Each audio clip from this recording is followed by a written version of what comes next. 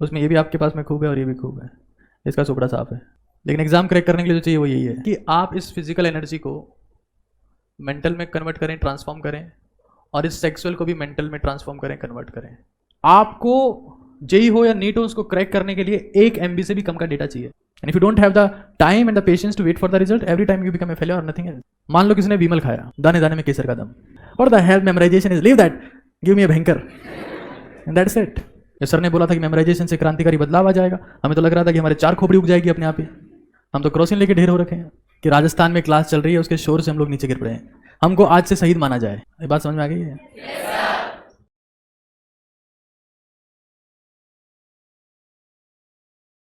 सबसे पहली बात तो यह है कि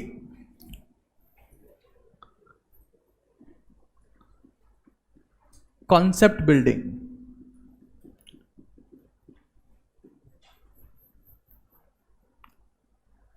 देखो 11वीं क्लास में जो स्टूडेंट होता है, कहीं ना कहीं मेरे हिसाब से उसके लिए कंटेंट समझना अपने आप में बहुत मुश्किल काम होता है, क्योंकि कोविड टाइम में आप सब लोगों ने बहुत धुआंधार पढ़ाई करी है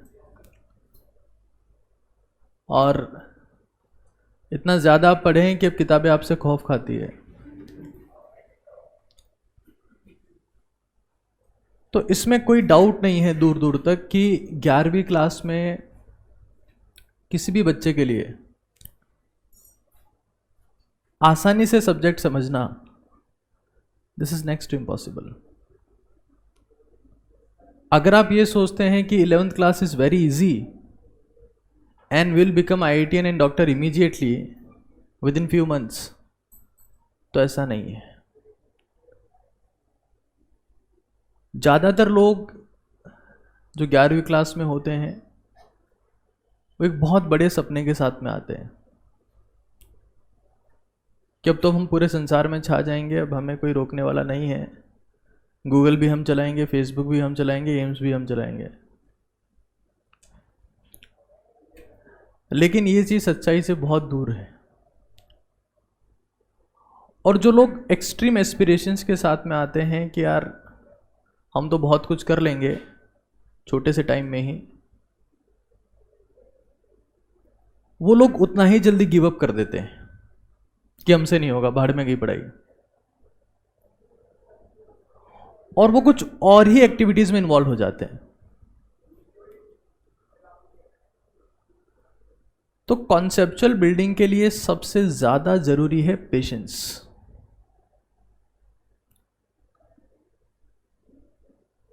बहुत सारे बच्चे ऐसे होंगे जो हर चीज पे हाई तौबा करते होंगे कि हमको तो ये समझ में नहीं आ रहा, हमको वो समझ में नहीं आ रहा। आप जिस दिन एग्जाम देके, आपने मान लो एग्जाम दिया और आपका फर्स्ट रैंक आ गया उस एग्जाम में नेशनल लेवल पर, उस दिन भी आपके दिमाग में ऐसे थॉट्स होंगे कि यार मुझे ये नहीं आता, क्योंकि आप कभी पूरा कंटेंट नहीं सीख सकते। तो the first and most important thing is the patience. क्योंकि मैं ऐसे बहुत सारे बच्चों को जानता हूं जिन्होंने यहां पर जो उनका टेस्ट होता था, माइनर टेस्ट होता था या मेजर टेस्ट होता था, उसमें वो 500 नंबर, 550 नंबर स्कोर करते रहे, और फाइनल एग्जाम में उन लोगों ने स्कोर किया 680, 685, 690। यहाँ के टेस्ट में कभी उनका स्कोर नहीं आया था वो। तो first and foremost important thing is that be patient. और जहां पर मैं पेशेंस वर्ड यूज करता हूं तो उसका सीधा मतलब यह है that we have to be consistent as well.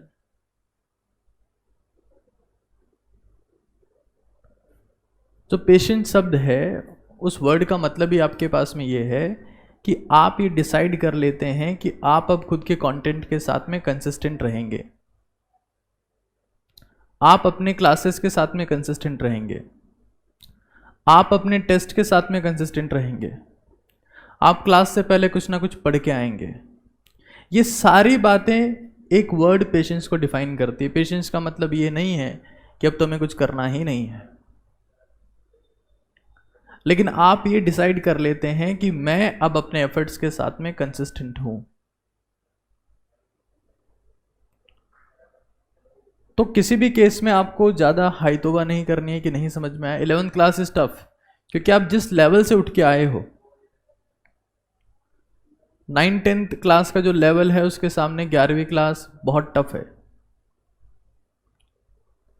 आप लोग कम से कम ये तो समझ पा रहे हो कि ये फिजिक्स है, केमिस्ट्री है, बायोलॉजी है, आपको चैप्टर के नाम पता है, आपको ये भी पता है कि आप किस एग्ज़ाम की तैयारी कर रहे हो। मुझे सारी बातें 12वीं क्लास तक नहीं पता थी, 12वीं क्लास पास होने तक भी, लेकिन मेरे बहुत सारे दोस्तों को पता थी और मेरे बहुत सारे दोस्तों का सिलेक्शन नहीं हुआ because they were impatient.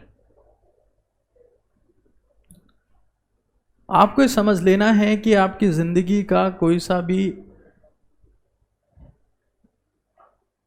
Exam हो, कोई सी भी फाइट हो, कोई सा भी युद्ध हो, वो सबसे पहले आपसे पेशेंस डिमांड करता है। आपने एस्ट्रोलॉजी के बारे में सुना होगा, ज्योतिष विज्ञान के बारे में। ज्योतिष विज्ञान ये कहती है कि किसी इंसान के जो प्लैनेट्स हैं, चाहे वो राहु हो, चाहे वो केतु हो, चाहे वो जुपिटर हो, चाहे वो वीनस हो, मरकरी हो, सन हो, सैटर्न हो, ये डिसाइड करते हैं कि इंसान कहाँ तक पहुँचेगा। और अगर इंसान का समय सही नहीं चल रहा है तो खत्म हो जाएगा, अच्छा समय चल रहा है तो छा जाएगा। लेकिन उसी एस्ट्रोलॉजी में एक और बात लिखी गई है कि इस दुनिया में जो इंसान पैदा होता है, एक ना एक दिन ऐसा होता है जब उसका अच्छा समय आता है, बशर्ते आप अपनी एनर्जी को सस्टेन कर पाएं। एक बहुत डीप कॉन्सेप्ट है ये कि आप खुद की एनर्जी को सस्टेन कर पाएं। अभी 15 अगस्त को आपने अपने पीएम मोदी का स्पीच सुना होगा लाल किले से। 72 साल की उम्र में वो इंसान चिल्ला चिल्ला के, चीख चीख के, जोर जोर से बोल रहा है to motivate all the Indians. उसी उम्र में कई लोग वेंटिलेटर पर हैं, कई लोग लाठी लेके चलते हैं, कई लोग खड़े ही नहीं हो पाते, कई लोग खड़े होकर चलते हैं तो सांस भर जाती है, कई लोग खड़े होकर चलते हैं तो चक्कर आ जाते हैं, गिर पड़ते हैं। 50 साल की उम्र तक नरेंद्र मोदी ने अपनी जिंदगी में कोई चुनाव नहीं लड़ा, ना सरपंच का लड़ा, ना पार्षद का लड़ा, ना वार्ड पंच का लड़ा। और 50 साल की उम्र के बाद इस इंसान का करियर स्टार्ट हुआ। लेकिन 50 साल की उम्र तक उस इंसान ने अपनी एनर्जी को, अपनी बॉडी को, अपने माइंड को स्टेबल रखा, मेंटेन रखा। और उसके बाद में ना वो इंसान सीएम की कुर्सी से नीचे आया, ना पीएम की कुर्सी से नीचे आया, because he sustained his energy. तो आपको सबसे पहली बात ये समझ लेनी है कि that life is a very big game. जो भी आपके साथ में हो रहा है जरूरी नहीं है कि वही चलता जाएगा, चीजें बहुत तेजी से चेंज होती है। तो अपनी एनर्जी के ऊपर काम करना है, और उससे पहली बात, ट्राई टू बी पेशेंट। इस चीज को आप हर एक अपने दिमाग में डाल लें कि बिना पेशेंस के आप कुछ नहीं कर पाएंगे। क्योंकि बहुत सारे बच्चे ऐसे हैं जो शुरू में अपना जोश दिखाते हैं और फिर ख़त्म हो जाते हैं। तो जो तैयारी आप लोग कर रहे हैं अपने आप एक मैराथन तैयारी है। It will take a lot of time,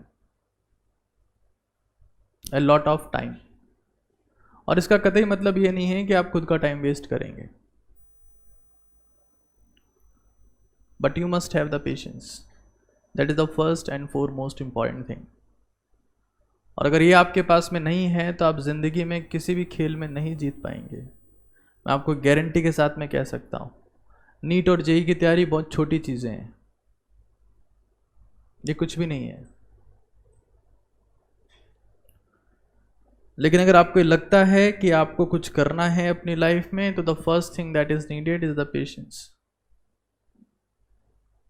और पेशेंस के साथ में कंसिस्टेंसी आती है, क्योंकि ये जो तैयारी है it requires patience because it is marathon, एक मैराथन है और इसमें समय लगेगा।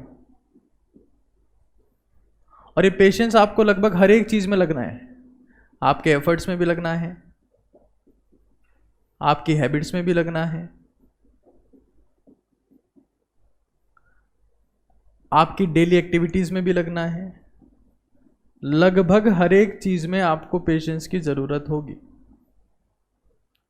यहां पर आ गए हैं आप लोग और आपको लगता है कि अब सब कुछ हो ही जाएगा, तो ऐसा नहीं है, थिंग्स विल टेक टाइम। इससे बड़ा फैक्टर है आपकी जील, उसको आप ZEAL बोलें या इसको आप JEAL बोलें या चाहें जो बोलें, लेकिन zeal is again a very important factor. बहुत सारे बच्चे ऐसे होंगे जिनको एक बार सवाल नहीं आया, टीचर के पास भागते हुए गए, टीचर खुद जो है वो भागते हुए जा रहा है, आपने टीचर का पैर पकड़ लिया, कहाँ जा रहे हैं, हम प्रो कबड्डी वाले हैं, कबड्डी खेलेंगे आपके साथ।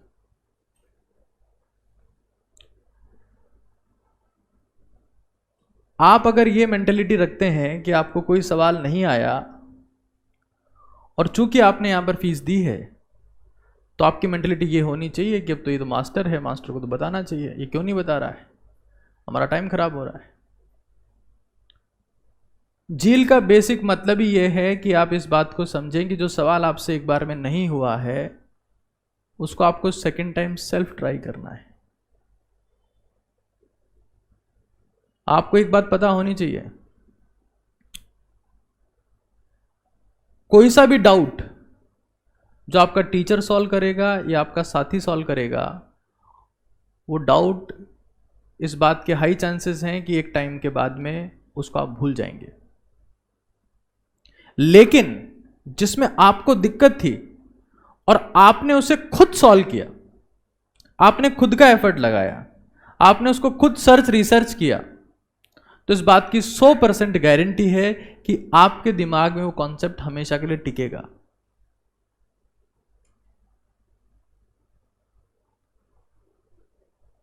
मतलब मैं आपको सीधा मतलब बता देता हूं कि दिस प्रिपरेशन में जो आगे जाने वाला है, जो सेलेक्ट होने वाला है, वो है जो किसी क्वेश्चन को एक बार नहीं, 2 बार नहीं, 3 बार नहीं, 4 बार नहीं, 5 बार ट्राई कर रहा है। क्योंकि जब आप ऐसा करते हैं तभी आपके ब्रेन में डेवलपमेंट होता है, तभी आपका ब्रेन डेवलप होता है। एक छोटी सी चीज नहीं, टीचर के पास में भाग गए और टीचर ने अगर बता भी दिया तो टीचर तुम्हारा दुश्मन है, वो टीचर है ही नहीं।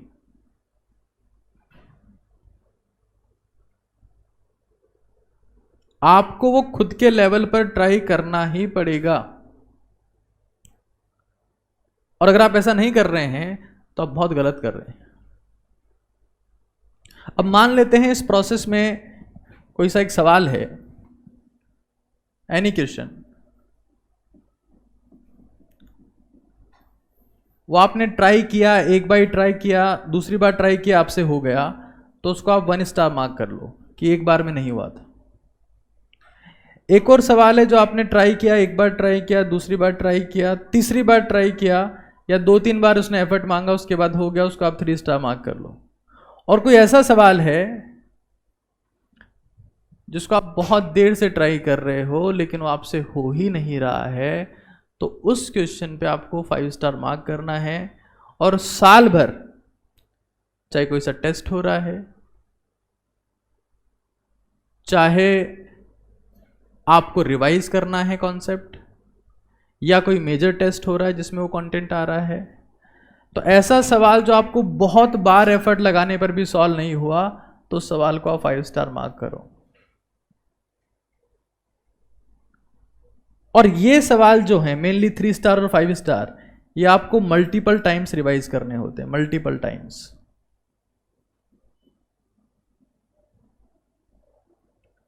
जो भी आप जहां से भी आप सॉल्व कर रहे हैं, चाहे आप क्यू बैंक से सॉल्व कर रहे हैं, आप नोट से सॉल्व कर रहे हैं, किसी भी एक चीज को फिक्स कर लो। रोज रोज 10 किताबें आपको ट्राई करने की जरूरत नहीं है। मैं देखता हूं ज़्यादातर बच्चों की यही मेंटेलिटी होती है।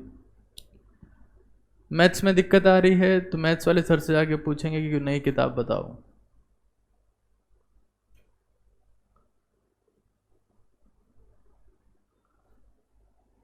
फिजिक्स में दिक्कत आ रही है तो फिजिक्स वाले सर से जाके बोलेंगे कोई नई किताब बताओ, इसमें तो हमारी औकात नहीं है, सॉल्व ही नहीं हो रहा हमसे।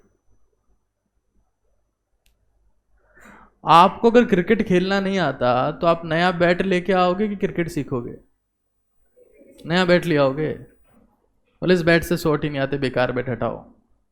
हाँ, विराट कोहली बोलता है एमआरएफ वाले बैट से तो टच ही नहीं होती बॉल आजकल, एसएस वाला लेके आओ। तो आप जहां पर आपको सस्टेन करना चाहिए वहां पर आप सस्टेन करने के बजाय रिसोर्सेज चेंज करते हैं, जबकि सारे चेंजेस बाहर की नहीं, तब सारे चेंजेस बाहर की तरफ चेंज हो रहे हैं तो उसमें आपका कोई इंप्रूवमेंट नहीं आएगा। चेंजेस अंदर होने चाहिए कि आपकी खुद की मेंटलिटी के ऊपर क्या इंपैक्ट आ रहा है। हमसे ये नहीं हो रहा है तो नई किताब बताओ, हमसे ये नहीं हो रहा है कोई नया टीचर बताओ। वो नया टीचर भी फिजिक्स पढ़ाएगा, वो नया टीचर केमिस्ट्री पढ़ाएगा।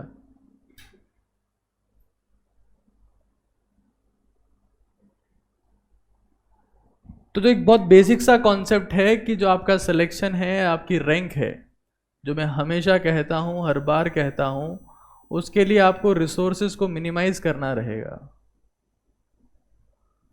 ये जितने ज़्यादा होंगे, जितनी ज़्यादा इनका नंबर बढ़ेगा, या आपका सिलेक्शन या आपकी रैंक आने के चांसेस उतने ही कम होते जाएंगे। पता है ऐसा क्यों होता है? क्योंकि जब आपके पास में 10 किताब होती है तो आप कोई किताब नहीं पढ़ते हो। It's simple. ये ह्यूमन मेंटेलिटी है। और इसमें अगर आपने रिसोर्सेज फिक्स कर लिए हैं तो आपको अपना रिवीजन मैक्सिमाइज करने की जरूरत है। और ये वो सारी बातें हैं जो आपको कहीं ना कहीं मैंने बताई होगी या आपने जीत की रणनीति में पढ़ी होगी, लेकिन उनको बार बार बताना बहुत जरूरी है, क्योंकि आप हर महीने भटक जाओगे। पता आपको सब कुछ होता, लेकिन फिर भी आप इन चीजों को एक टाइम के बाद में इंप्लीमेंट करना बंद कर दोगे। इसलिए आपको रिकॉल करवाना बहुत जरूरी है।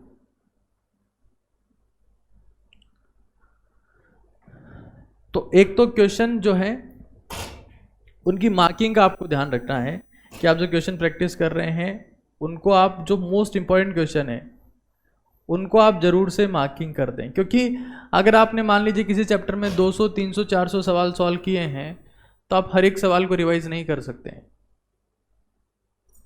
टेस्ट से पहले क्या आप हर एक सवाल को रिवाइज कर सकते हैं? हमारे पास में लिमिटेड टाइम है, लिमिटेड एनर्जी है, तो हमें बहुत सेलेक्टिव होना पड़ेगा इस मामले में।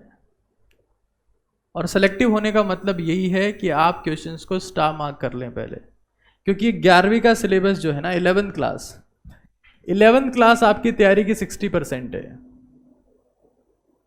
12th क्लास सिर्फ 40% है। 12th क्लास बहुत इजी है, एक्सट्रीमली इजी है। 11th क्लास टफ है, इवन टफेस्ट क्लास है ये स्कूलिंग की। जैसे 9th क्लास के कॉन्सेप्ट्स में आपको दिक्कत आती थी, 10th में आपको बहुत चीज़ें आसान लगी, वैसा ही 11th और 12th के साथ में भी होता है। क्योंकि 9th क्लास का जो कोर्स है वो 11वीं में आता है और 10th क्लास का कोर्स 12वीं में आता है, लेकिन आपकी 60% तैयारी इसी क्लास में होने वाली है। और ये जो कॉन्सेप्ट आप अभी सीख रहे हैं, ये कॉन्सेप्ट आपको 12वीं क्लास में भी बार बार रिवाइज करने पड़ेंगे। आप ये नहीं बोल सकते कि हमने मूल कॉन्सेप्ट एक बार पढ़ लिया, अब पढ़ने की जरूरत नहीं है, ये 12वीं में फिर से आएगा। 11वीं क्लास में भी लगभग हर चैप्टर में आएगा। तो कोई सा कॉन्सेप्ट ऐसा नहीं है जो आपको ये लगता है कि आप इसको पढ़ के छोड़ देंगे, ऐसा हो ही नहीं सकता है। 11th क्लास की या साइंस की सबसे बड़ी खासियत ही यही है कि यहां पर हर एक चैप्टर आपस में इंटरकनेक्टेड है। तो आपको हर एक चैप्टर पर एफर्ट लगाना पड़ेगा। 11th class is very important. और 60% कंटेंट यहीं से आना है। पेशेंस में एक और बात कर लेते हैं, फिर अपन आगे चलेंगे कि पढ़ाई कैसे करनी है।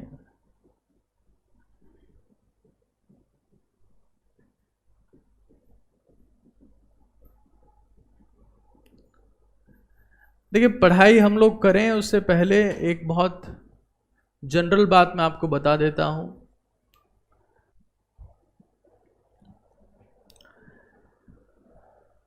कि 12वीं क्लास के बाद में आप लोग कहाँ पर पहुँचेंगे, आप कौन सी आईआईटी में होंगे या किस एम्स में होंगे या कौन सी मेडिकल कॉलेज में होंगे, इस बात के ऊपर डिपेंड करता है कि आपने 11वीं क्लास में किस लेवल के सेक्रीफाइसेस किए हैं।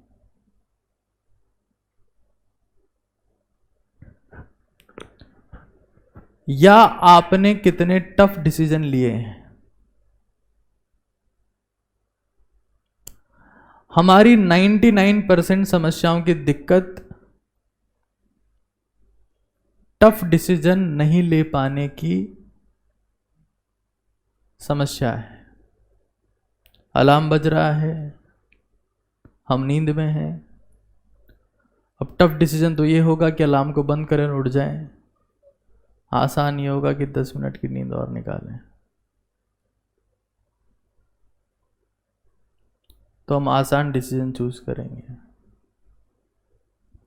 बाहर बारिश आ रही है तो टफ डिसीजन ये होगा कि आप छाता लें या कुछ रेनकोट पहने और क्लास में जाएं। आसान ये होगा कि आज तो बारिश आ रही है, हम नहीं जाएंगे क्लास में।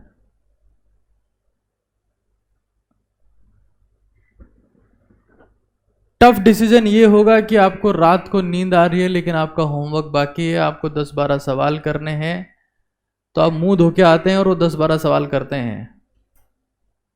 आसान ये होगा कि आप सोचते हैं कि अब तो थक गए हैं, नींद आ रही है, 10 मिनट मोबाइल चला के सो जाते हैं, अच्छी नींद आएगी उससे।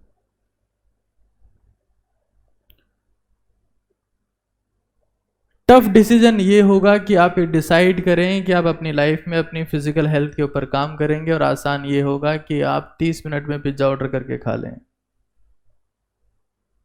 हो सकता है कि अभी मेरे इस सेंटेंस की वैल्यू आपको पता नहीं लगी हो कि क्या बोल दिया सर आपने, हेल्थ तो हमारी परफेक्ट है।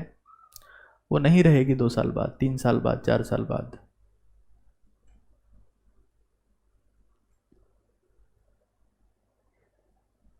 क्योंकि आपका ब्रेन, कई बार लोग बात करते हैं कि जो ब्रेन है उसकी कैपेसिटी को कैसे बढ़ाएं, मेमोरी को कैसे बढ़ाएं, इंटेलिजेंस को कैसे बढ़ाएं। तो हमारे ऑर्गन्स का डेवलपमेंट इस बात के ऊपर डिपेंड करता है कि आपके उस ऑर्गन में कितनी ब्लड सप्लाई है।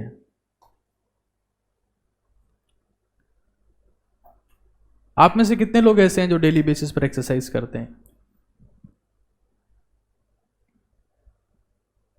अच्छा, आप में से कितने लोग ऐसे हैं जिनके घर में डायबिटीज के पेशेंट्स हैं?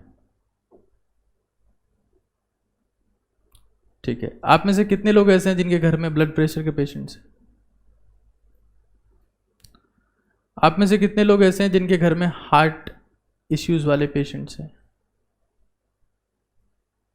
उसके बाद भी आप लोग एक्सरसाइज नहीं करते हैं। अगला नंबर आप ही का तो है, आपका नंबर कभी नहीं आएगा। ऐसा कहा जाता है कि जिंदगी में आप 25 साल तक अपनी आदतें बनाते हैं और फिर आदतें आपको बनाती है। और यह भी कहा जाता है दैट हैबिट्स, चाहे वो आसान हो मतलब अच्छी हो या बुरी हो, दोनों ही आदतन होती है। That good habits are equally addictive to bad habits but they are hard to develop. Again repeating, good habits are equally addictive to bad habits but they are hard to develop। जो लोग exercise करते हैं उनको पता होगा कि जब वो एक्सरसाइज नहीं करते तो उनको बेकार लगता है।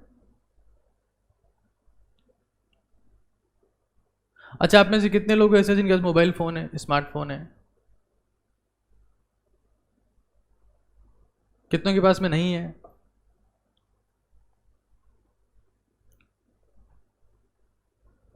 ओके। ये भी कहा जाता है कि आपका फोन और आप में से कोई एक ही स्मार्ट हो सकता है। If your phone is dumb you gonna be smart, if your phone is smart you gonna be डम। हो सकता है कि वो आज नहीं हो बट वो कल हो जाएगा। खैर, पढ़ना कैसे है इसके लिए मैं आपको बात बता रहा था कि जो आपकी लाइफ के अचीवमेंट्स हैं कि आप कहाँ तक पहुँचे, that is directly proportional to sacrifices. आपने कितने सेक्रीफाइस किए हैं। अगर मेरे हाथ में बोतल है तो मैं इस हाथ से अब इस मार्कर को नहीं उठा सकता। अगर उठाना है तो मुझे बोतल को रखना पड़ेगा। तो आपको अगर कोई भी चीज़ चाहिए तो उसके लिए कुछ छोड़ना पड़ेगा। ये कॉमन सेंस की बात है। अगर मुझे घर जाना है तो मुझे क्लास छोड़नी पड़ेगी, जाना पड़ेगा घर पे, और क्लास में आना है तो घर छोड़ना पड़ेगा। तो आपको कुछ भी अगर हासिल करना है तो the first and foremost important thing is that you have to understand it's all about sacrifice. और सेक्रीफाइस में बहुत सारी चीज़ें आती है, बहुत सारी। चाहे आपके वो घर का फंक्शन हो सकता है, चाहे वो मूवी हो सकती है, बर्थडे पार्टी हो सकती है, मैरिज पार्टी हो सकती है, आपके फ्रेंड का बर्थडे हो सकता है, उसके साथ हैंग आउट हो सकता है, बारिश के मौसम में नाचना कूदना हो सकता है, कई बातें हो सकती। ये सभी सेक्रीफाइस के पार्ट है। खैर, पढ़ना कैसे वो एक बार मैं आपको बता देता हूं। जैसे मान लेते हैं कि आपकी क्लास में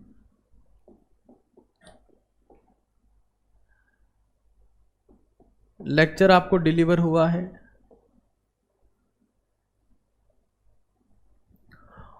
उस लेक्चर को आपने नोट डाउन किया।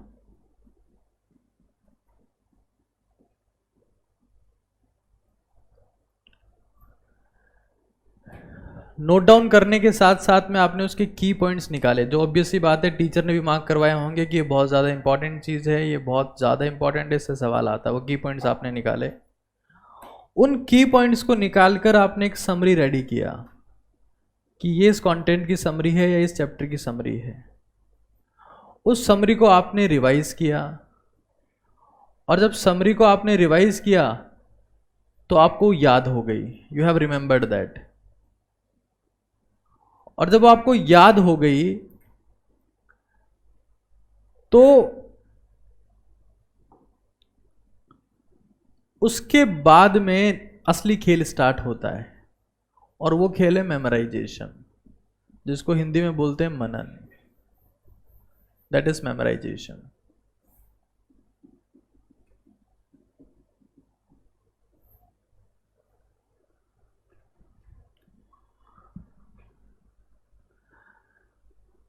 जैसे आपका हार्ट पंप करना नहीं छोड़ सकता, आपकी किडनी फिल्टर करना नहीं छोड़ सकती, आपके फेफड़े ऑक्सीजन लेना नहीं छोड़ सकते, वैसे आपका दिमाग सोचना नहीं छोड़ सकता। It keep thinking and keep thinking and keep thinking, but where you will reach it depends on what are you thinking. It keep thinking. आप यहां से गाड़ी पे बैठ के जाओगे घर पे, तब भी आपका दिमाग कुछ ना कुछ सोचता रहेगा। घर से आप यहां पर आओगे तब भी आपका दिमाग कुछ ना कुछ सोचता रहेगा। अभी मैं आपको कुछ बोल रहा हूं तब भी वो कुछ ना कुछ सोचता रहेगा। It keep thinking and keep thinking. और सोचने से ही आपकी मैक्सिमम एनर्जी खर्च होती है, पता है आपको बात। आपकी बॉडी का 80% एनर्जी सोचने में जाती है, ब्रेन ले जाता है उसको।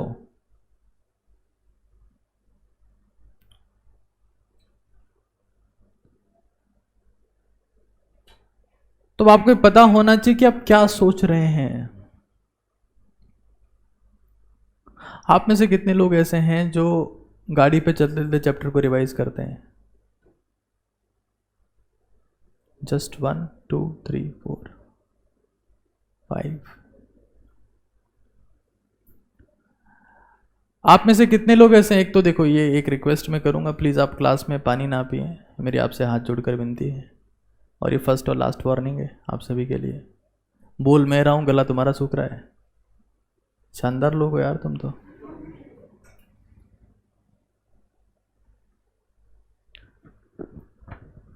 आप में से कितने लोग ऐसे जिन्होंने खाना खाते खाते पढ़ाई करी है? खाना खाते हुए बिना किताब के पढ़ाई करी है? कुछ लोग हैं।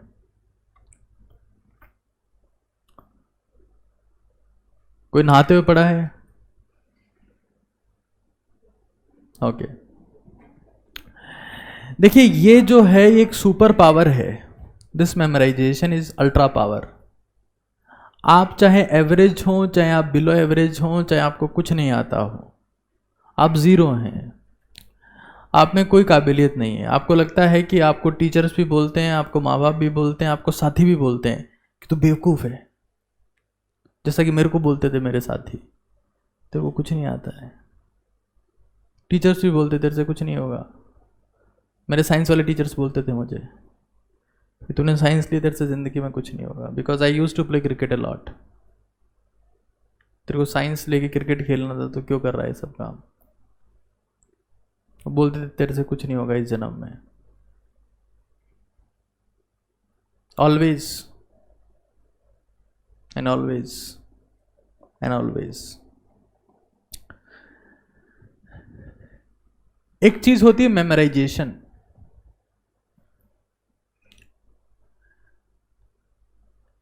जिसमें आप अपने थॉट्स को एक स्पेसिफिक डायरेक्शन में ले जाते हो कि मैं क्या सोच रहा हूं, उसके ऊपर मेरा कंट्रोल है। अब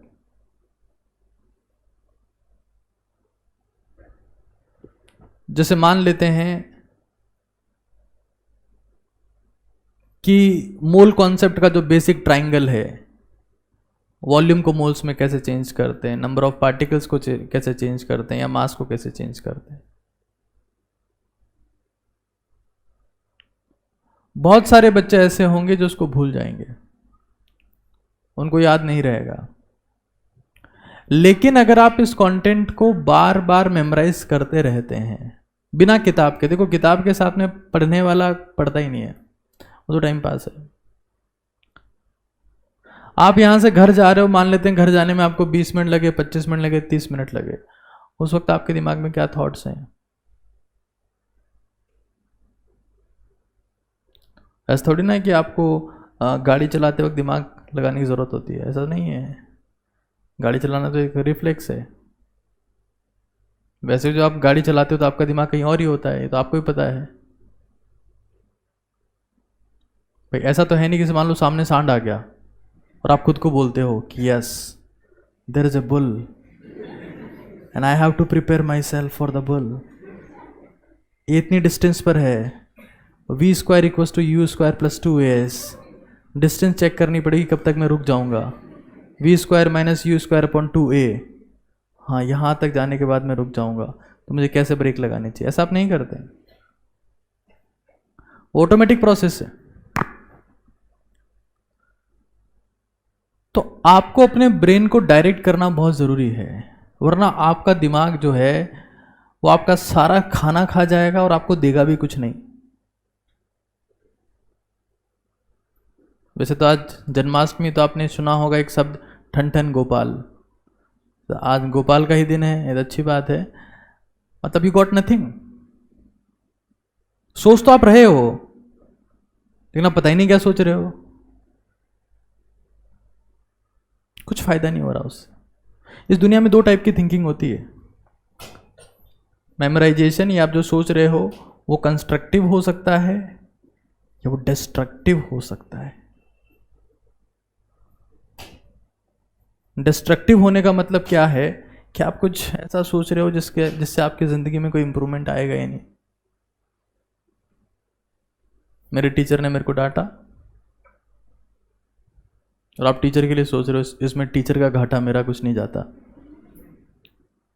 है, या आप सोच रहे हो कि मैं एक दिन बताऊंगा, इसमें माथा फोड़ूंगा किसी दिन।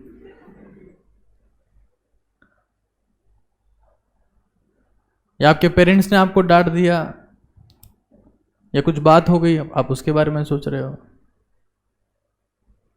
घर में 20-25 दिन बाद में किसी रिश्तेदार की शादी है, उसके बारे में सोच रहे हो मैं ड्रेस कौन सी पहनूंगा, मैं अच्छा दिखूंगा कि नहीं दिखूंगा।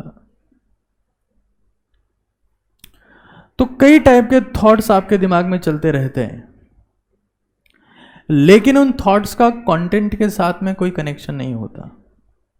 उसमें आपका टाइम कंज्यूम हो रहा है, आपकी एनर्जी कंज्यूम हो रही है, बट आपको लगभग जीरो आउटपुट मिल रहा है। वहीं एक आपके पास में कंस्ट्रक्टिव थॉट्स हैं,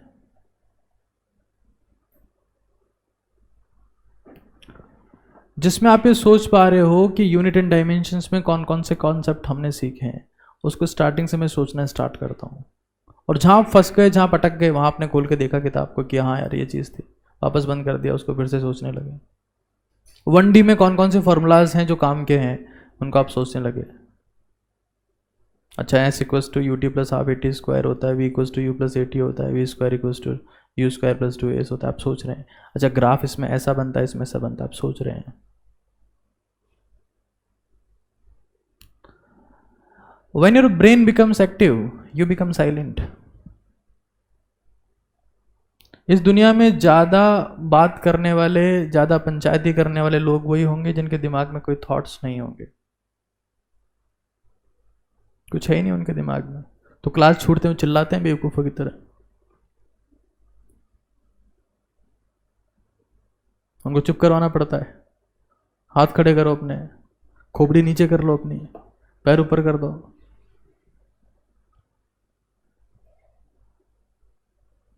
तो हमें समझना पड़ेगा कि आपका दिमाग तो सोचेगा और उस प्रोसेस में आपकी एनर्जी कंज्यूम होगी। आपको पता है ये बात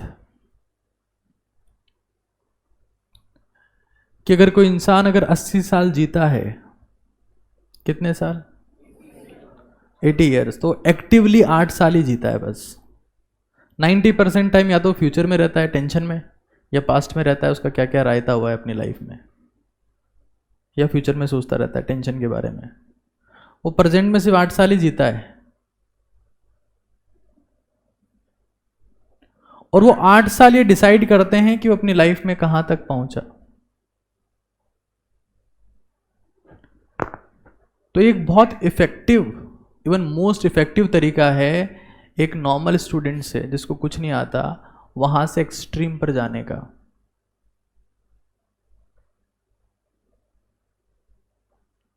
इवन आपको खुद को अपने पर बिलीव नहीं होगा कि यार तेरे को ये कैसे याद है।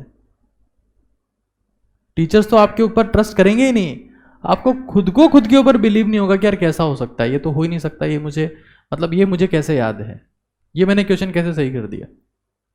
If you start doing this, और पता ये चीज आसान नहीं होगी। जैसे आप मेमोराइज करना स्टार्ट करेंगे ना, तो आपकी खोपड़ी गर्म होना स्टार्ट हो जाएगी। आप अगर 20 मिनट मेमोराइजेशन करेंगे तो आप ये देखेंगे कि आपका सर दर्द होना स्टार्ट हो गया है, गर्म हो रही है अंदर से खोपड़ी।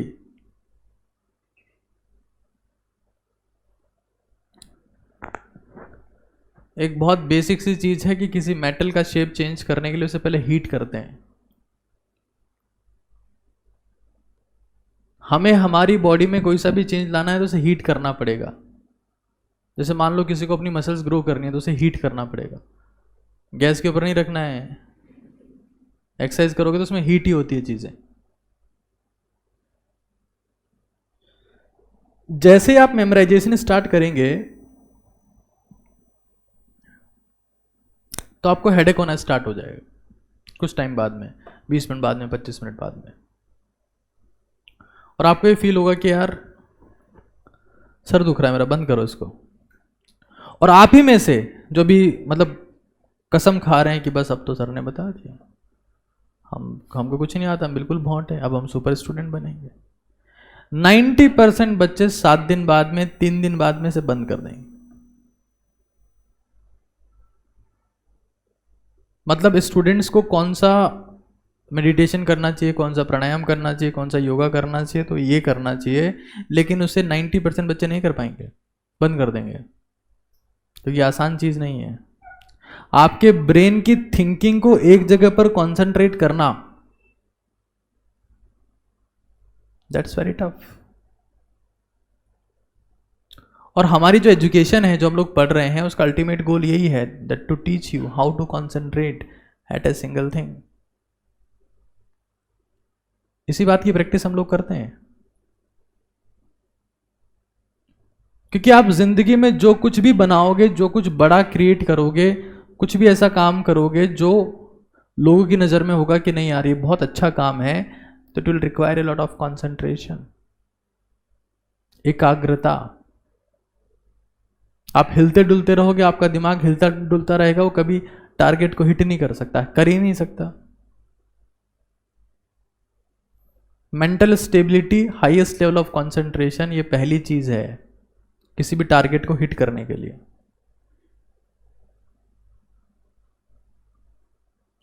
अब जैसे आप लोग अभी बच्चे हो सारे के सारे 11वीं क्लास वाले, मैं आपको कुछ बोलता हूँ, कुछ टीच कर रहा हूँ, अभी भी आप लोग हिल रहे हो, पता है।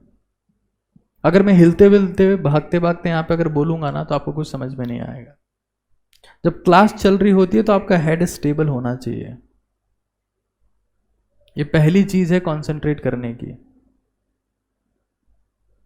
आप तो बिल्कुल कोई नाग देवता की तरह से मुंह हो रहा पूरा, मैंने कुछ कॉन्सेप्ट भेजा आपकी तरफ, आप ऐसे हो गए, और वो कॉन्सेप्ट दीवार से टकरा रहा है, नीचे गिर गया। भेजा था आपकी खोपड़ी के लिए, आप तो साइड में हट गए।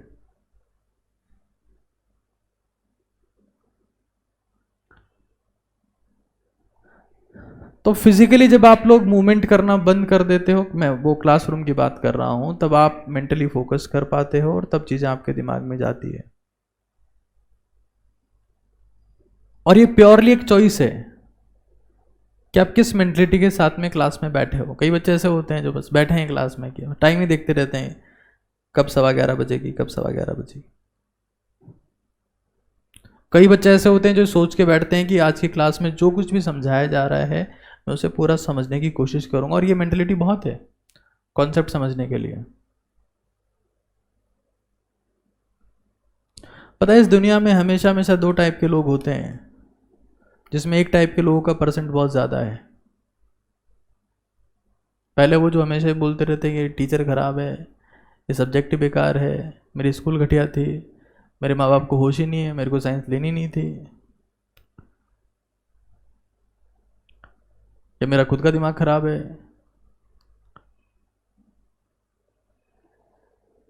90% लोग हमेशा यही बोलेंगे कि मैं असफल हूँ, मुझे कुछ नहीं आता है, मेरी ज़िंदगी खराब है, इसके लिए बाकी सब जिम्मेदार है, मैं बिल्कुल जिम्मेदार नहीं, बाकी सब सन्नाटे हैं, मुझे जो पता है मेरे हिसाब से मैं महान हूँ, बाकी सब बेकार है।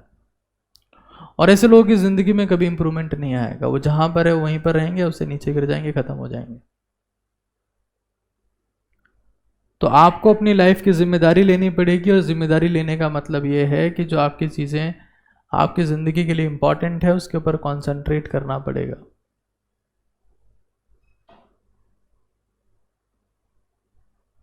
चाहे वो क्लास में हो, क्लास से घर जाने पर हो, घर जाते समय हो, घर से आते समय हो, ये बहुत ज़रूरी चीज़ है। एक बेसिक बात है कि क्लास हमेशा 3 फॉर्मेट में होती है, एक प्री क्लास होती है, क्लास होती है, एक पोस्ट क्लास होती है। प्री क्लास में यह है कि आपको क्या पढ़ाया जाना है वो आपको थोड़ा बहुत पता हो, जिससे आपका क्लास में इंटरेस्ट रहेगा, क्लास लेने का बहुत ज़्यादा फ़ायदा होगा इससे। और उसके बाद क्लास लेने के बाद आपने कुछ क्वेश्चन सॉल्व किए हैं, जिससे आपको उसका इम्प्लीमेंटेशन पता लग गया कि जो हमने सीखा है उसको इम्प्लीमेंट कहाँ पर करना है। 3 फैक्टर्स होते हैं, प्री क्लास, क्लास और पोस्ट क्लास। हमारे में से 90% लोगों को क्लास से ही मतलब नहीं है, प्री क्लास पोस्ट क्लास तो बाढ़ में गया। उसमें भी उनको रिक्वेस्ट करके बैठाना पड़ रहा है कि भाई आ जाओ, बैठ बैठ जाओ थोड़ी देर, आ गए टीचर आ गए, थोड़ी देर आपको पढ़ाएंगे, आपका बहुत भारी एहसान होगा कि आप क्लास में बैठे हो। क्लास से पहले पढ़ के आना है, उसके बाद जाके सवाल सॉल्व करना है, तो बहुत दूर की बात है। क्लास में ही नहीं बैठते हो ढंग से।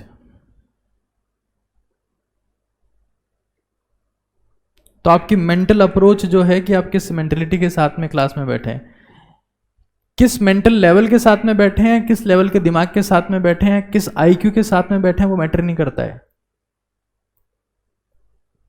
किस मेंटलिटी के साथ में बैठे हैं वो बहुत ज़्यादा मैटर करता है, कि मुझे सीखना है, मुझे सिर्फ बैठना है।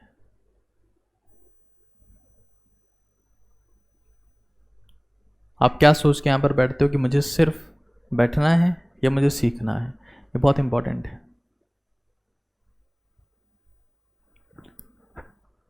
अभी आपके पास में बहुत ज़्यादा समय है, अभी आपके पास में इतना समय है कि आप हिंदुस्तान में किसी भी लेवल की रैंक ला सकते हो, किसी भी डिजिट में रैंक ला सकते हो, चाहे जो रैंक आप अचीव कर सकते हो। अभी आपके पास इतना टाइम है, अभी तो कुछ गया ही नहीं है।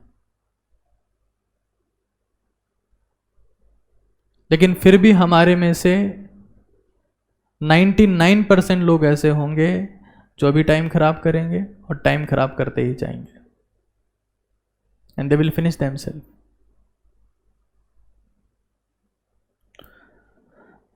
तो ये बात आपके दिमाग में हमेशा के लिए बैठ जाए कि आपको कम से कम अभी भी ऐसा कुछ आपका बिगड़ा नहीं है। अभी तो जस्ट क्लासेस स्टार्ट हुई है, आप लोग पूरे फोकस के साथ में इस चीज़ पे काम करना स्टार्ट कर देते हैं तो आप खुद की परफॉर्मेंस में एक ड्रास्टिक चेंज फील करेंगे, एक ड्रास्टिक चेंज जो आपकी ज़िंदगी को हमेशा के लिए चेंज करने वाला है। दैट इज़ मेमोराइजेशन, कि जो आपने पढ़ा है आप उसके बारे में लगातार सोचते जा रहे हैं। क्योंकि तैयारी करने का प्रोसेस एक आइस ब्लॉक को संभालने जैसा है, आइस ब्लॉक को संभालने जैसा है।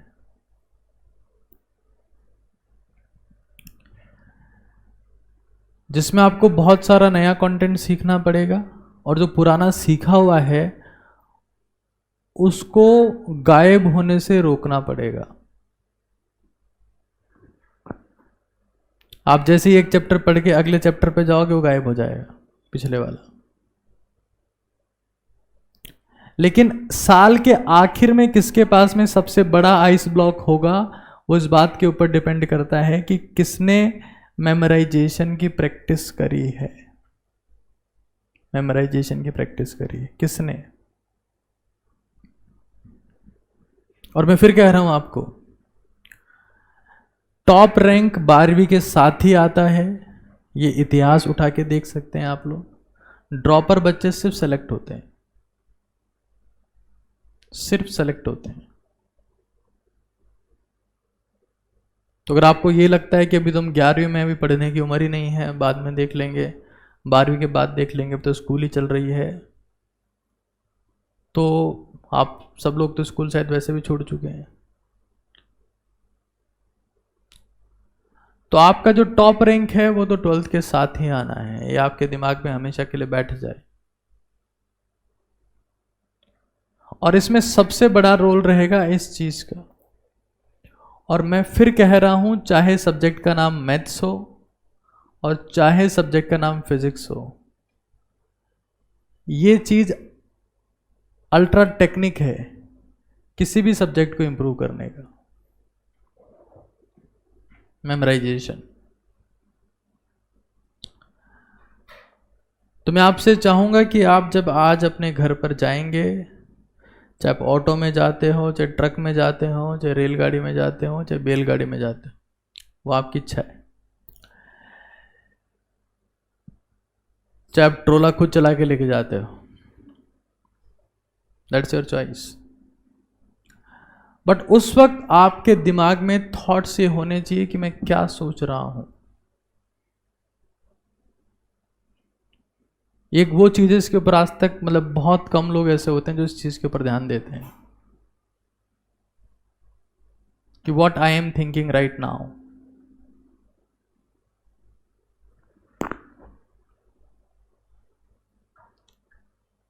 आप अपने बेड पे चले गए और बेड पे आप जाके देखते हैं कि आपको नींद ही नहीं आ रही है,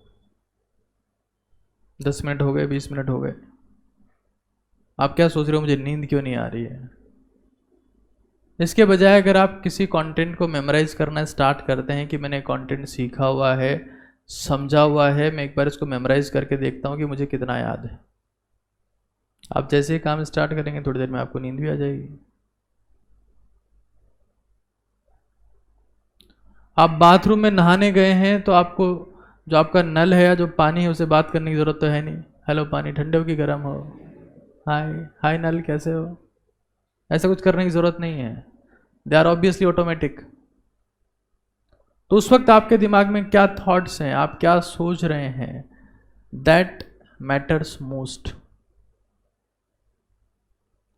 मतलब पढ़ाई को बिना मतलब हाइप किया हुआ है। मुझे बात ये समझ में नहीं आती है कि क्यों ऐसा कहा जाता है कि ये इंटेलिजेंट है, ये कमज़ोर है। मेरे हिसाब से मैंने जो चीज़ रियलाइज करी है, मैं खुद extremely normal below average person हूँ, स्टूडेंट हूँ, below average every time in my life.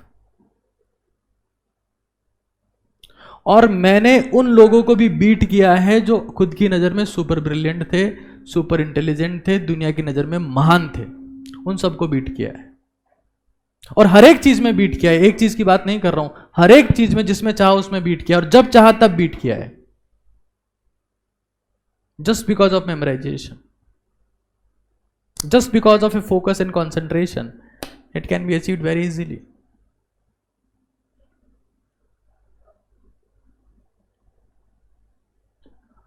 अभी एक MTG के नाम से एक पब्लिकेशन है,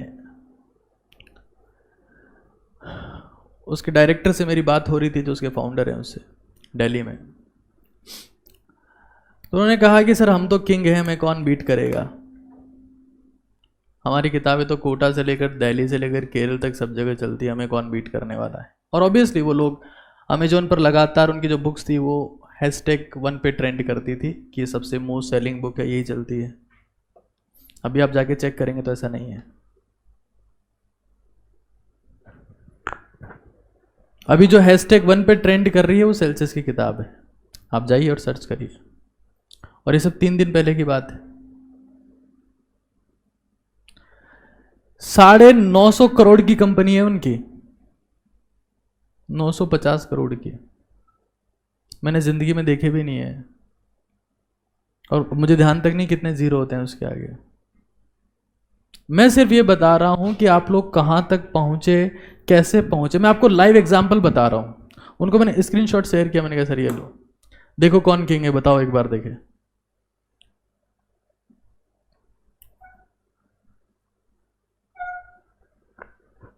तो कोई एवरेज नहीं होता, कोई बिलो एवरेज नहीं होता, कोई इंटेलिजेंट नहीं होता। It's all about your efforts.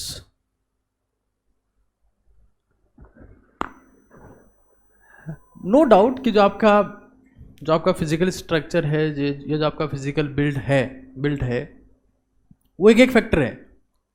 अगर मान लो किसी के माँ बाप 4-4 फीट के हैं तो बच्चा 4.5 फीट का हो गया, 5 फीट का हो गया, तो वो बास्केटबॉल में कभी परफॉर्म नहीं कर पाएगा, तय है, चाहे जितना कर ले, क्योंकि उसका फिजिकल बिल्ड ही नहीं है ऐसा। लेकिन दिमाग के साथ में ऐसा नहीं है।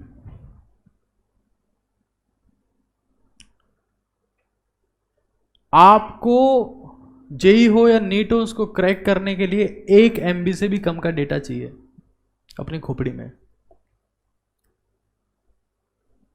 1 MB से भी कम का डेटा चाहिए।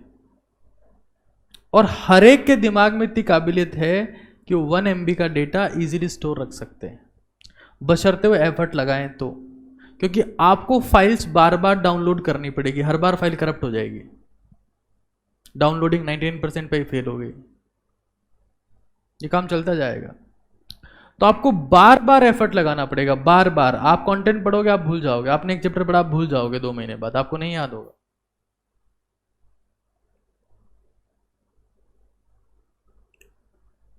लेकिन अगर आपको लगता है कि मुझे ये चीज करनी है, तो आपको इस चीज को अपनी जिंदगी में इंप्लीमेंट करना ही पड़ेगा। That is memorisation, the most important one.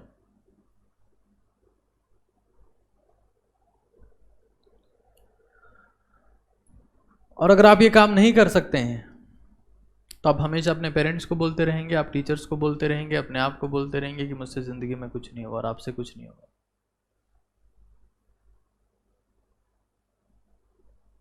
कभी कुछ नहीं होगा।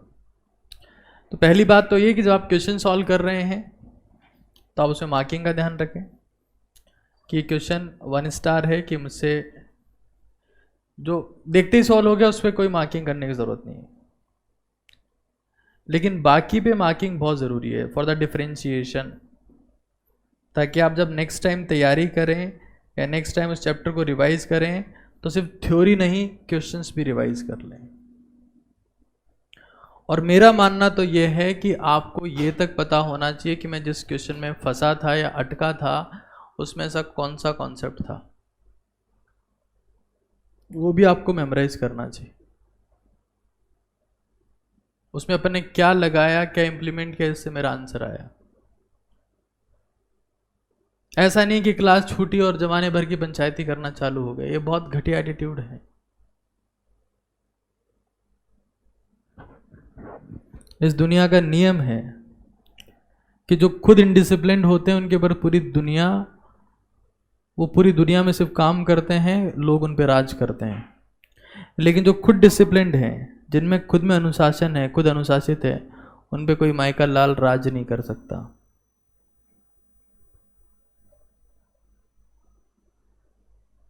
तो you have to be disciplined. ऐसा नहीं है कि आपको यहाँ पर आकर टीचर को चिल्लाना पड़ रहा है कि क्यों बात कर रहे हो, दूसरे लोगों को आना पड़ रहा है। घर पे तुम पंचायतें करते रहो, वहाँ तुमको पेरेंट्स को रोकना पड़ रहा है कि रुक जाओ, क्यों बातें कर रहे हो। ये सब चीज़ें नहीं होनी चाहिए। If it is happening it means that you are not serious enough और you are not discipline enough. तो इतिहास है कि जो खुद डिसिप्लिन नहीं है उनके ऊपर दुनिया राज करती है और करती रहेगी।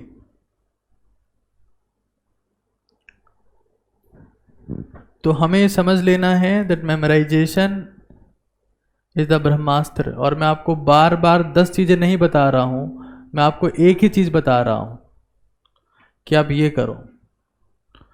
क्योंकि मेडिकल साइंस में कहावत है, मेडिकल साइंस में कहावत है, अगर किसी बीमारी के 10 इलाज हैं तो उसका कोई इलाज नहीं है। आपने सुना होगा कि आपके आसपास किसी को अगर इनक्योरेबल डिजीज़ हो जाती है तो लोग बाग कहते हैं उस बाबा जी के वहाँ जाओ, यहाँ झाड़ा लगाओ, यहाँ से फूंक लगाओ, यहाँ से पत्ता बांध दो, यहाँ पर ये जो है ताड़ का पेड़ बांध लो, खुद पेड़ के पीछे जाके छिप जाओ, पेड़ के सामने आ जाओ, फिर ये दवाई खाओ। तो आपको पता है that is not curable disease. But the only solution for all your problems is this.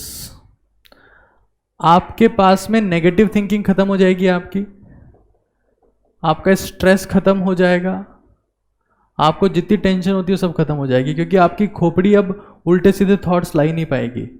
आपकी खोपड़ी में फिक्स टाइप के थॉट्स होंगे, वो फिजिक्स होगी, केमिस्ट्री होगी, मैथ्स होगी, बायोलॉजी होगी। तो memorisation is super power, super power.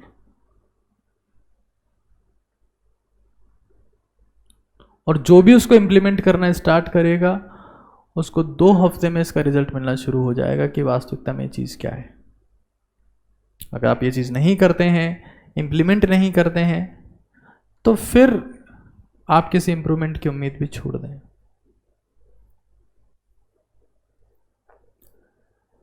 चौथी बात आती है एनर्जी की, और ये बात मुझे आपसे करना बहुत ज़रूरी। हमारे शरीर में हमारे पास में मेनली 3 टाइप की एनर्जी है। एक फिजिकल है, एक मेंटल, एक सेक्सुअल है। स्पिरिचुअल आपकी डेवलप ही नहीं है अभी तक। जिस उम्र में आप हैं उसमें ये भी आपके पास में खूब है और ये भी खूब है, इसका सोपड़ा साफ है। लेकिन एग्जाम क्रैक करने के लिए जो चाहिए वो यही है। 11वीं क्लास में जो टॉपर होता है उसके पास फिजिकल एनर्जी भी होती है, सेक्सुअल भी होती है, मेंटल नहीं होती। थर्मोडायनामिक्स का बेसिक कॉन्सेप्ट ये कहता है कि दुनिया में टोटल एनर्जी कांस्टेंट है, ना वो बढ़ सकती है ना वो कम हो सकती है। तो आपकी जिम्मेदारी है कि आप इस फिजिकल एनर्जी को मेंटल में कन्वर्ट करें, ट्रांसफॉर्म करें, और इस सेक्सुअल को भी मेंटल में ट्रांसफॉर्म करें, कन्वर्ट करें, ताकि आपकी ये एनर्जी एम्पलीफाइड हो सके। जो आपको सिर्फ एग्जाम क्रैक करने के लिए नहीं है, ये पूरी दुनिया को जीतने के लिए ये एनर्जी चाहिए।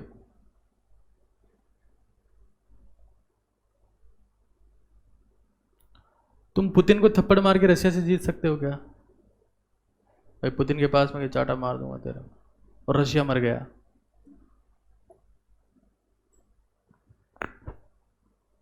उनके साइंटिस्ट ने दिमाग लगा के बहुत अमेजिंग वेपन्स डेवलप किए हैं, बहुत बेहतरीन हथियार बिल्ड किए हैं, तो आपको उनसे फाइट करनी पड़ेगी। आज इस दुनिया में अगर कोई सा भी देश आगे है तो that is because of mental energy, not because of physical और सेक्सुअल।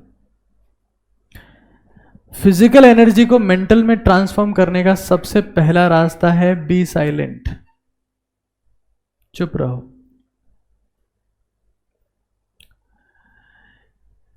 पुराने जमाने की कहावत है और मैं इसे हमेशा यूज करता हूं।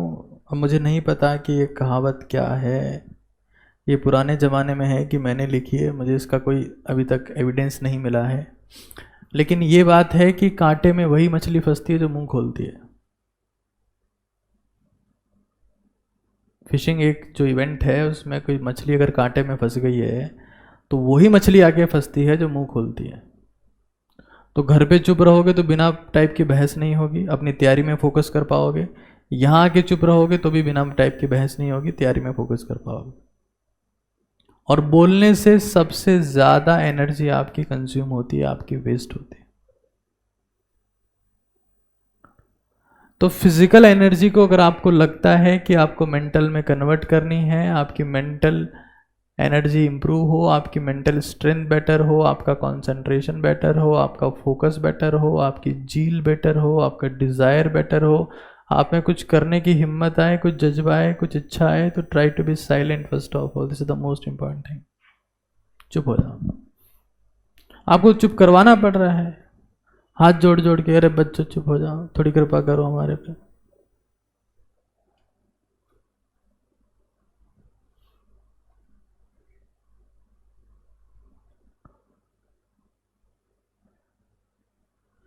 मैं देखता रहता हूँ आजकल कई लोग ऐसे हैं दुनिया में जो कुछ काम करते हैं और लिखते रहते हैं पीस, हमको पीस मिल गई, पीस मिल गई, शांति मिल गई। बट आप दुनिया में चाहे कहीं पर भी है, चाहे आप नरक में भी हैं, if you are even the hell, if you become silent you achieve the piece.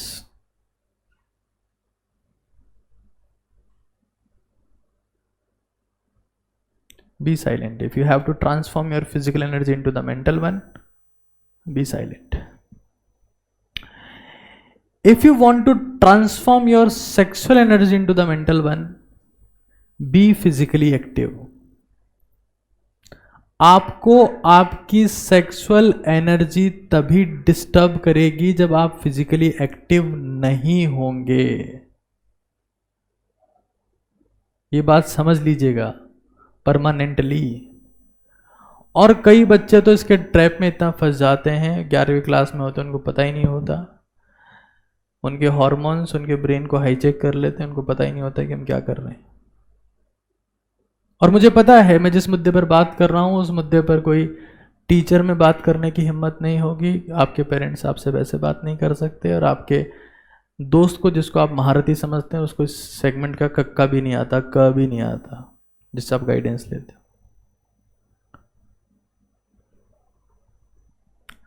तो अगर आपको ये लगता है कि आपके सेक्सुअल थॉट्स, ऑब्वियस सी बात है इस उम्र में आपको आते होंगे, कई टाइप के ड्रीम्स आप सोचते होंगे, तो जो सेक्सुअल एनर्जी है इसको अगर आप मेंटल में कन्वर्ट करना चाहते हैं तो बी फिजिकली एक्टिव। इससे आप फिजिकली भी ग्रो करेंगे और मेंटली भी ग्रो करेंगे।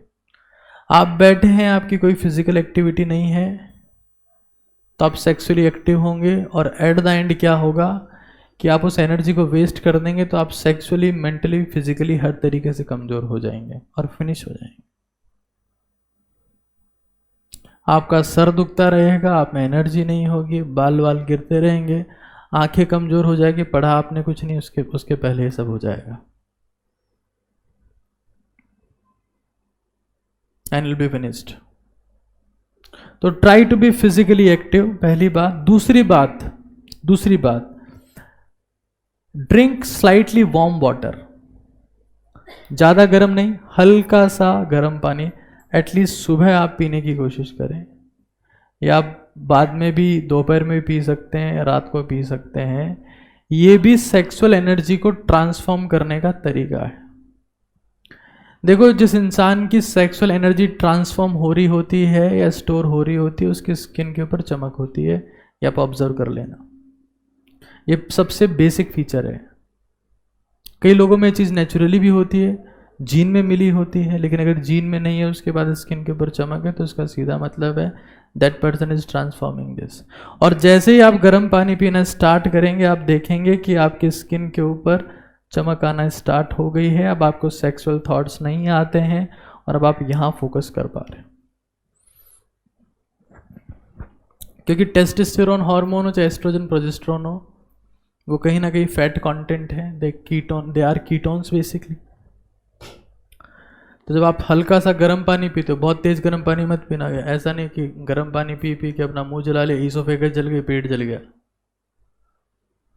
तो सर ने बोला गर्म पानी पीना है, उबलते हुए पानी में कूद गए, बोले गर्म पानी पी के आ रहा हूं बस। तो इससे आप ये ऑब्जर्व करेंगे कि आपका फोकस बेटर हो रहा है, आपका ब्लड सर्कुलेशन बेटर हो रहा है, आपके थॉट्स हिल नहीं रहे, आपका फोकस एक जगह पर है।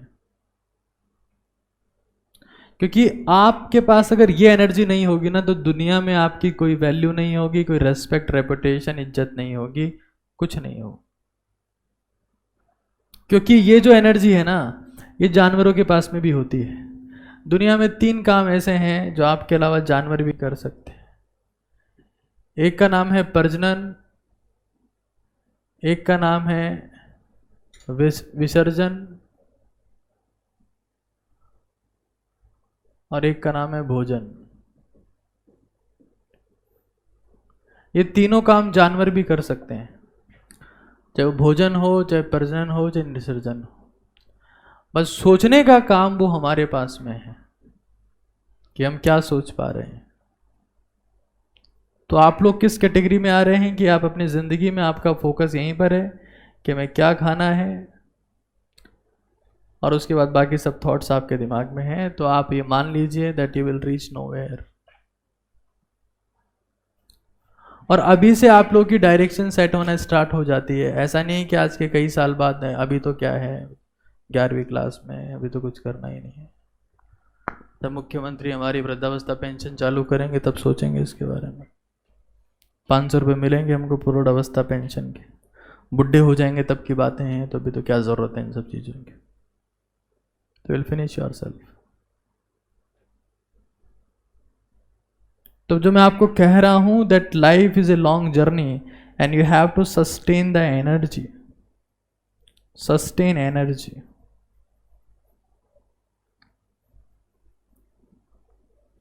और वो एनर्जी को सस्टेन करने के रास्ते मैंने आपको बताए हैं। Be silent, be physically active, drink slightly warm water. अच्छा खाना तो ऑब्वियसली उसमें आता ही है।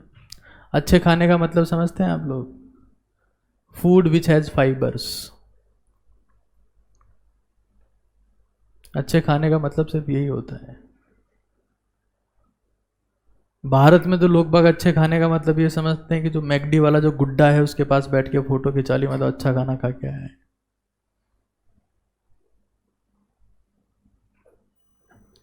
वो सबसे बेकार खाना है। आप यूएस में जाके देखेंगे तो आप देखेंगे कि मैकडी में सबसे गरीब लोग खाना खाते हैं।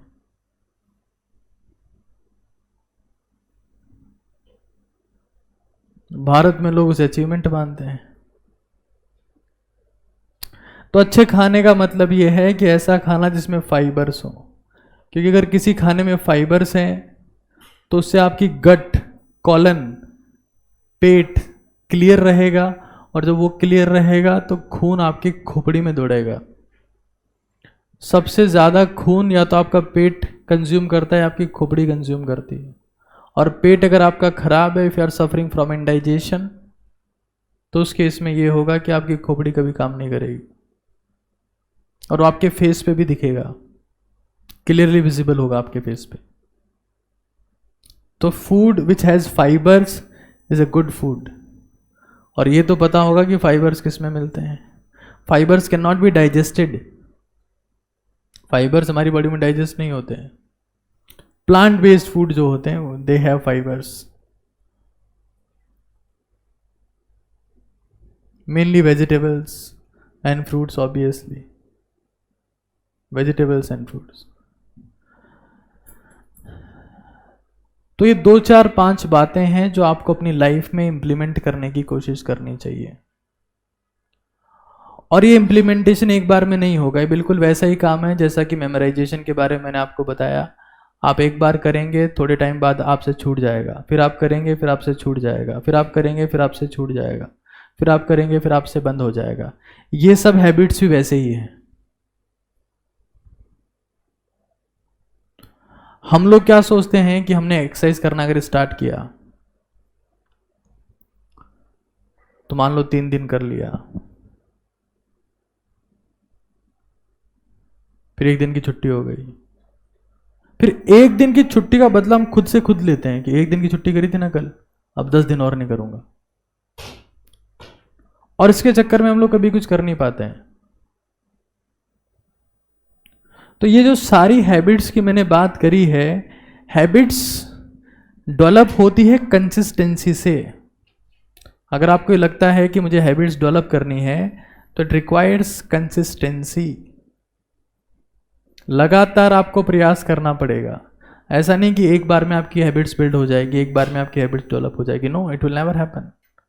It will take a lot of efforts, many times. बहुत बार आपसे वो चीज़ छूट जाएगी, आपसे नहीं हो पाएगी, इंप्लीमेंट ही नहीं होगी। बट जब आप उस चीज़ को बार बार इंप्लीमेंट करेंगे, बार बार एफर्ट लगाएंगे, हर बार कोशिश करेंगे, नहीं मुझे ये तो करना ही है, then that becomes habit and then you see the result.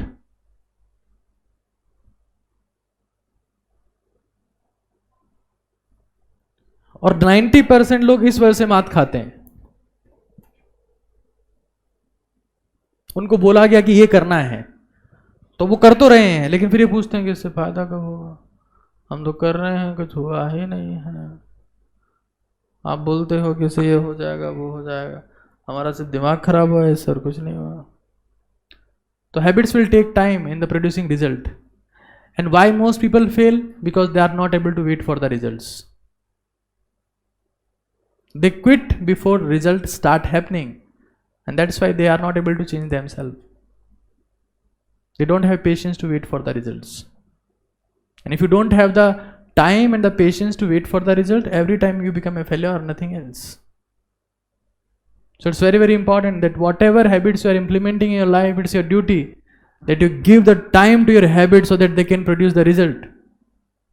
And once you start seeing the result, now again this is very important point, that once you start seeing the result, आपको लग गया कि इससे कुछ हो रहा है, then it very difficult to leave that habit. फिर वो आपकी आदत अपने आप बन जाएगी।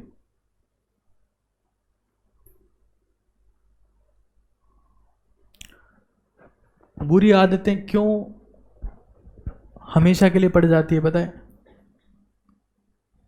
बुरी आदतें जो भी होती, whatever, और किसी में भी हो सकती है, मेरे में भी हो सकती है, आप में भी हो सकती है। मान लो किसी ने विमल खाया, दाने दाने में केसर का दम, तो जैसे ही वो विमल खाएगा इमीडिएटली जो निकोटीन है, उसमें निकोटीन कंटेंट है, वो फटाक से इंपैक्ट दिखाएगा उसके ब्रेन पे। उसका ब्रेन थोड़ा स्लो डाउन हो जाएगा, और जो आसपास के स्ट्रेसिंग फैक्टर हैं या स्ट्रेसर्स हैं उसके ऊपर वो उतना इंपैक्ट नहीं डाल पाएंगे, वो स्लो डाउन हो जाएगा, रिलैक्स हो जाएगा।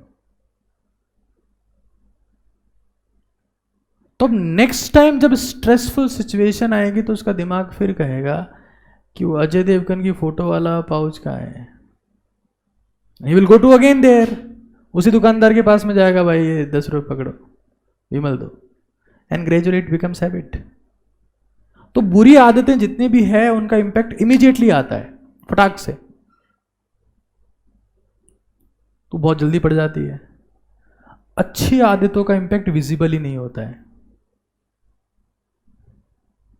दे take months, years, not 5 minutes, either months और ईयर्स।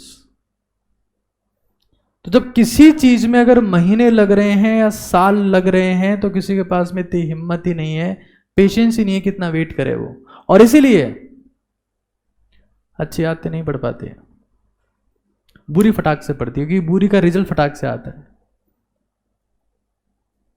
आप यहां रोड से निकल रहे थे, आपने देखा या भयंकर ठंडी बियर मिलती है, आपने ले ली। ठंडी बियर से आप इंप्रेस नहीं हुए, लेकिन आपने बड़ा भयंकर ठंडी बियर है तो यू गॉट इंप्रेस्ड, कि ठंडी बियर तो हमने बहुत सुनी थी, भयंकर है, हमने ले ली,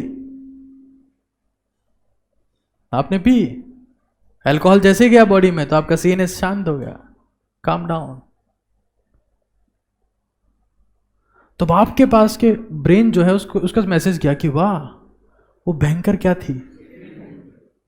So next time when you are moving from this road again your brain give the message, अरे सामने क्यों देख रहा है, साइड में देख तो, भयंकर। And you keep doing the things and keep doing and keep doing and keep doing and that become your habit. Bad habit give immediate result and that's why you become addicted forever.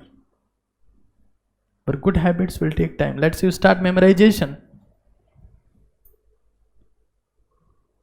Even good habits don't give result, they give pain first, problems first. Memorization is a good habit. You start doing that, खोपड़ी दुखेगी। और मान लीजिए आप उस दौरान अगर ऐसी जगह से गुजर रहे हो जहां पर भयंकर लिखा हुआ है, what the hell memorization is, leave that, give me a भयंकर, and that's it. So when you start implementing the good habits, you get a pain first.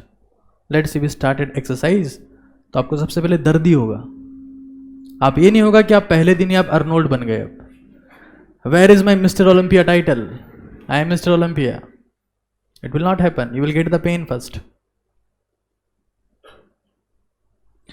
You started the good habit in the search of amazing results, but you ended up with the worst pain. So you leave that. Sir ने तो बोला था ऐसे ये हो जाएगा, वो हो जाएगा, ये हो जाएगा, हम आयोडेक्स लगा के सो रहे हैं। या सर ने बोला था कि मेमोराइजेशन से क्रांतिकारी बदलाव आ जाएगा, हमें तो लग रहा था कि हमारे 4 खोपड़ी उग जाएगी अपने आप ही, हम तो क्रॉसिन लेके ढेर हो रखे हैं। So when you start thinking about or when you start implementing the good habits, they give you pain, problems, and you quit because you never had the patience. So this is the superpower, and this is the thing that has to be implemented before you proceed further in your life. तो जितनी बातें मैंने आपको बताई है, आप कोशिश करिएगा, अभी समय की बहुत कमी है, जितना आपको बताया है। और हाँ, जो मैंने कंटेंट लिखा है, मैं कंटेंट इसी तरीके से लिखता हूँ, हालांकि इसमें बहुत सारी स्लाइड्स हैं, मैं चाहता तो बार बार चेंज करके बड़ा बड़ा लिख सकता था, लेकिन मैंने ऐसा नहीं किया। क्यों नहीं किया उसके पीछे रीज़न बता देता हूँ। I was working on the concept of photographic memory. एक कॉन्सेप्ट होता है मेमोरी का जिसको हम लोग कहते हैं टेक्स्ट मेमोरी और फोटोग्राफिक मेमोरी। अभी मैंने इस टेक्स्ट को एक फोटोग्राफ में कन्वर्ट रखा है बस, कि ये चीजें हैं, और लगातार आपके ब्रेन के पास में सबकॉन्शियसली ये कंटेंट जा रहा था, चाहे आपका उसके ऊपर ध्यान नहीं था, लेकिन ये लाइट जो है इमिट हो रही है, तो लगातार आपके ब्रेन के पास सबकॉन्शियसली ये कंटेंट जा रहा था, सबकॉन्शियसली। तो अब इस कंटेंट को याद करना आपके लिए बहुत आसान है। तो इसीलिए मैंने ये चीज आपको बताई थी कि क्लास लेक्चर में आपने नोट डाउन किया और उसका की पॉइंट्स आइसोलेट करें, और आइसोलेट करके उसको आप एक जगह ले आए, मतलब आपने समरी बना ली। समरी बनाते हुए आपको रिवाइज हो गया, मतलब रिवाइज हो गया, आपने किया रिवाइज, हर चीज अपने आप थोड़ा ना हो जाएगी। हाँ सर रिवाइज हो गया, मजा आ गया, रिवाइज आपने किया, फिर वो आपको याद हुआ, और जब आपको याद हो गया तो अब आपको किताब की जरूरत नहीं है। Then you start doing memorization. ऐसा नहीं है कि आपने कोई सा चैप्टर पढ़ा ही नहीं है। Let's say we talk about the chapter Newton's laws of motion, NLM, और सर ने बोला था मेमोराइज करना है, तो चैप्टर का नाम देखा, okay now I am Newton, let's think about that. तो ऐसा नहीं होगा। First of all you must know about the chapter. आपको कंटेंट पता होना चाहिए, आपको कंटेंट याद होना चाहिए, और समरी फॉर्मेट में याद होना चाहिए, फिर आप उस कंटेंट को मेमोराइज कर सकते हो। याद ही नहीं होगा तो मेमोराइज किसको करोगे? जो याद होगा है, पुरानी यादें, वही तो याद करोगे। इंसान यादें ही तो याद करता है, और क्या याद करता है? अरे यादें क्या होती है? जो मेमोरीज आपको याद होती है उसको यादें बोलते हैं, तो वही आपके थॉट्स आते रहते हैं। तो आपने कभी फिजिक्स केमिस्ट्री मैथ्स बायो तो याद ही नहीं किया, तो यादें कैसे आएगी उसकी? और यादें अगर नहीं होगी तो टेस्ट के रिजल्ट के बाद आपके पास फरियादें होंगी कि हमसे नहीं हो पाया। तो कुछ बातें हैं जो मैं होपफुली उम्मीद करता हूं कि आप इस चक्र से बाहर आएंगे और यहां पहुंचेंगे जो करने की जरूरत है। के बाद सब लोगों को क्लियर है? ऐसी इस पिच की आवाज की मुझे उम्मीद नहीं थी, मतलब इतना तेज रिस्पांस आपने दिया। भारत पाकिस्तान की सीमा पर पाकिस्तान के सैनिक गिर चुके हैं नीचे, कि राजस्थान में क्लास चल रही है, उसके शोर से हम लोग नीचे गिर पड़े हैं। हमको आज से शहीद माना जाए। ये बात समझ में आ गई है? आधे लोगों का भी रिस्पॉन्स है। वो जो है पीछे वाले, वो उम्मीद में बैठे रहते हैं कि आगे वाले बोल देंगे। आगे वाले सोचते हैं पीछे वाले बोल देंगे, कुछ तो करेंगे वो ज़िंदगी में। ना पढ़ते हैं ना बोलते हैं। तो अभी आज के लिए इतना ही है। मैं उम्मीद करता हूँ कि आप ये सब बातें इम्प्लीमेंट करेंगे।